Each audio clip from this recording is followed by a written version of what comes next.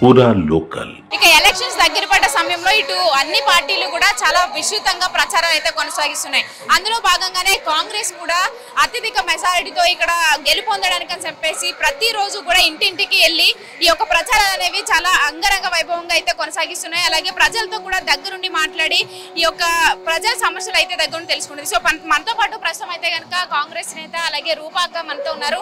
ఆమెతో మాట్లాడే ప్రయత్నం చేద్దాం. అసలు గ్రౌండ్ లో ప్రజలు ఏ విధంగా స్పందిస్తున్నారు అక్క? ఎలాగో ఎలక్షన్ దగ్గర పడిపోయాయి, మీరు ఏ విధంగా స్ట్రాటజీస్ అవి వాడుతున్నారు ప్రజల యొక్క ఓట్లు సంపాదించుకోవడం? ప్రజల్లో ఒకటే ఉందమ్మా, కాంగ్రెస్ గవర్నమెంట్ వచ్చినాక గరీబులకి కరెంట్ ఒకటి ఫ్రీ చేసినాం, గ్యాస్ ఒకటి ఇదయింది.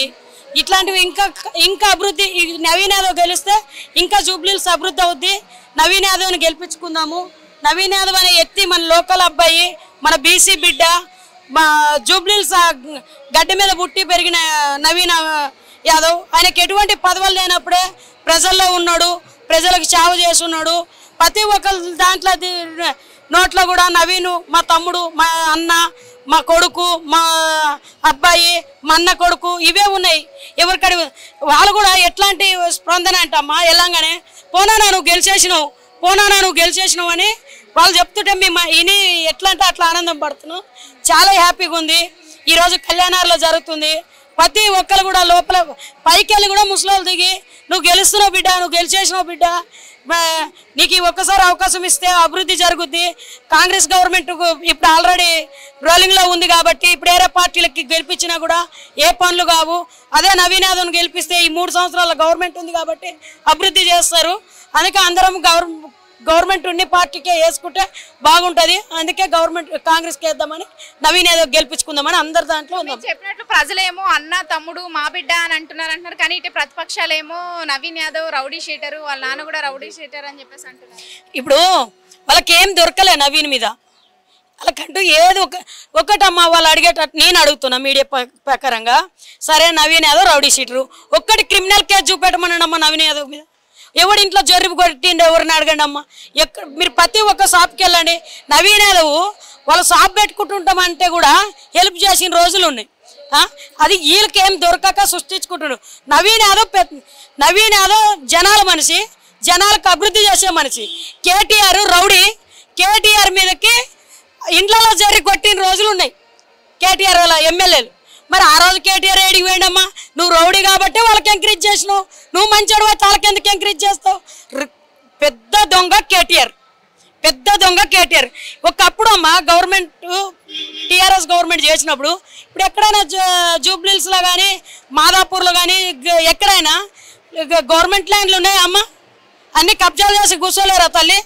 మరి ఇటు నవీన్ యాదవ్ గారు రౌడీ షీటర్ కాకపోయినా కానీ వాళ్ళ నాన్నగారు చిన్న శ్రీశైలం యాదవ్ గారు రౌడీ షీటరు, ఆయన పైన బైండ్ ఓవర్లు కూడా అయ్యాయి. కాబట్టి అదేమైనా నెగిటివిటీ చూపిస్తుంది అంటారా ఓట్ షేర్ తగ్గడం? అవన్నీ ఏం లేవమ్మా, జనాల్లో ఒకటే అనిపిస్తుంది. ఏమంటారు అంటే వీళ్ళు కావాల్సుకొని వీళ్ళకి ఏం దొరకలేదు, ఇది ఒకటి వంకర పెట్టుకొని ఉన్నారు.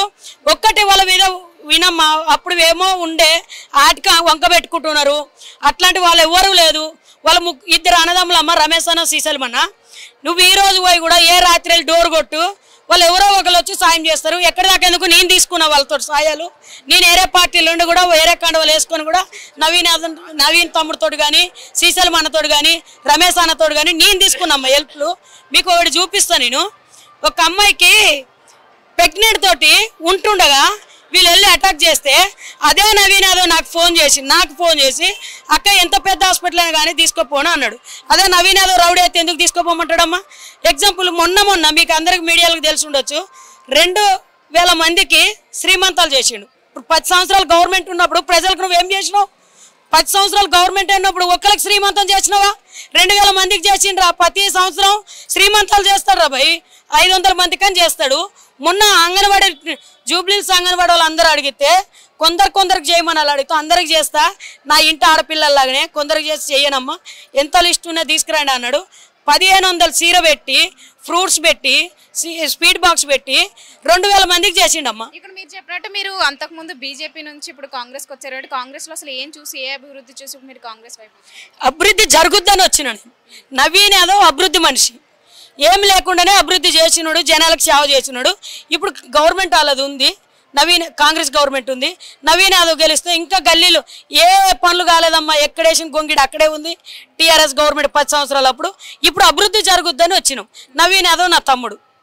కానీ ఇక్కడ ప్రభుత్వం వచ్చిన తర్వాత అంతా నెగిటివిటీ స్ప్రెడ్ అవుతుంది కదా. ప్రభుత్వం వచ్చి 2 సంవత్సరాలు అయింది కానీ ఇటు ప్రజలకు ఏమీ చేయలేదు. ఇక జూబ్లీహిల్స్ ప్రజలకైతే అసలు ఏమీ అందలేదు అని చెప్పేసి ఇటు ప్రతిపక్షాలు అవే క్యాంపెయినింగ్ చేస్తున్నాయి. బాకీ కార్డ్స్ అని, సూపర్ 6 అవి ఏమి ఇవ్వలేదని చెప్పేసి. ఇప్పుడు టీఆర్ఎస్ గవర్నమెంట్ 10 సంవత్సరాలు చేసిందమ్మా.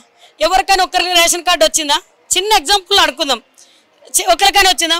మొన్న నేను బీజేపీలో కూడా 200 మంది రేషన్ కార్డులు చేసిన. అవి కాంగ్రెస్ గవర్నమెంట్ ఇస్తే కదమ్మా చేసిన. 10 సంవత్సరాల గత 10 సంవత్సరాల ముందు కాంగ్రెస్ గవర్నమెంట్ ఉన్నప్పుడు రేషన్ కార్డులు పింఛనీలు అయినాయి. కేసీఆర్ వచ్చినాక ఏం చేసిండు తెలుసా? వచ్చిన పింఛనీలకు ఆడి ఫోటో వేసి కార్డు, ఐడెంటిటీ కార్డు తయారు చేసిండు. అయితే మా దగ్గర ఆడికి నేనే తెచ్చిన రాజకీయాలు. ఆడు వెళ్ళి ఒకళ్ళ ఇంటికి వెళ్ళాడు. అరే అవలా అని చూడక నేను చేసిన పింఛని, ఇప్పుడు కొత్తగా నువ్వేం కార్డు సృష్టించినవరా నేను అన్నది. మా ఇంటికడే ఉంటాడు ఆ పర్సన్ కూడా. నేను అంటున్నా వాళ్ళు ఎటువంటిది అభివృద్ధి చేయలే, ప్రజలకు వాళ్ళు ఏం చేయలే. కాంగ్రెస్ గెలిచినాక పింఛనీలు వచ్చినాయి, తర్వాత కరెంటు ఫ్రీ అయ్యింది, గ్యాస్ ఇది అయ్యింది. ఇంకా అభివృద్ధి జరుగుద్ది నవీన్ యాదవ్ గెలిస్తే. లోకల్ మనిషి మరి ఇటు కేకే సర్వేలు అవి తేల్చేస్తున్నాయి బీఆర్ఎస్ అత్యధిక మెజారిటీతో గెలిపోతుందని. అవన్నీ దొంగ సర్యాలు.